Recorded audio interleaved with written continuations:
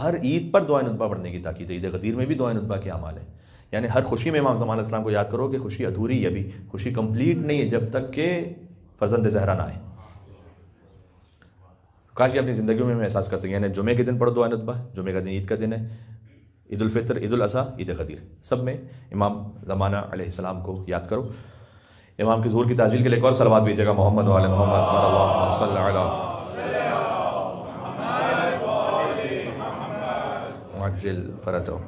خود سورہ جمعہ میں جو اللہ تعالیٰ نے کہا نا کہ هو الذی بعث فی الامیین رسولا منہم یتلو علیہم آیاتہ ویزکیہم ویعلمہم الکتاب والحکمہ، جو رسول اللہ کے 3 کام بیان کیے گئے.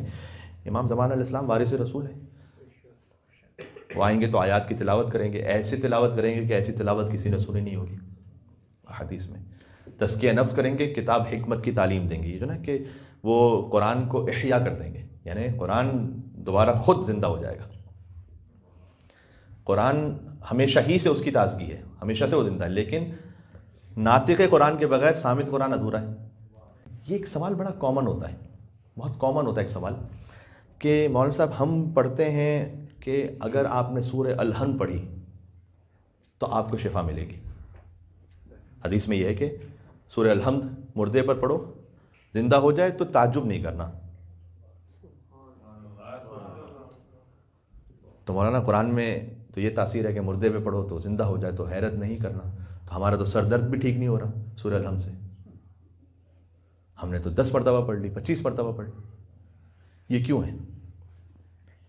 سورہ نبا پڑھو تو حج نصیب ہوگا. ہمارے صاحب ہم پتہ نہیں کتنے زمانے سے پڑھ رہے، نہیں ہو رہا ہے نا سوال. یہ آیت پڑھو تو قرض ادا ہو جائے گا، یہ آیت پڑھو تو گھر کا معاملہ ٹھیک ہو جائے گا. مولانا صاحب بہت پڑھ لیا.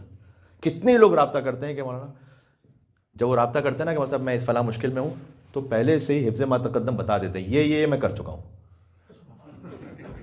یعنی اب آپ کو نیا بتائیے، باقی میں کر چکا ہوں. اب مولانا ہے، کوئی مولا تو ہے نہیں کہ وہی نازل ہو رہی ہے کہ کوئی نیا بتا دیں گے. اب ہم کیا نیا بتائیں گے؟ تو کہتے ہیں مولانا صاحب زیارت عاشورہ پڑھ چکا ہوں، نماز شب پڑھتا ہوں، روز سورہ الحمد بھی پڑھتا ہوں، سورہ یاسین پڑھتا ہوں، تسبیح بھی فاطمہ ذرا پڑھتا ہوں.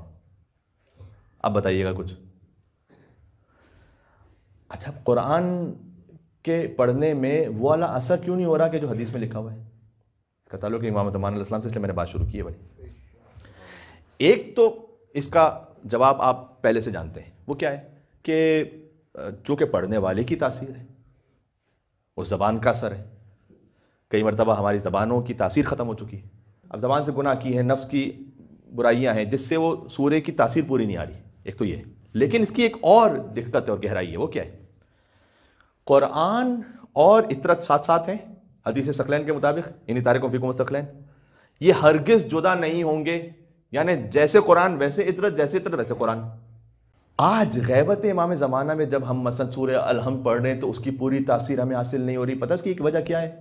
ایک وجہ یہ ہے کہ اس لیے کہ یہ وہ زمانہ ہے کہ جس میں اطرت پردہ غیبت میں نا، تو قرآن کا اثر بھی پردہ غیبت میں.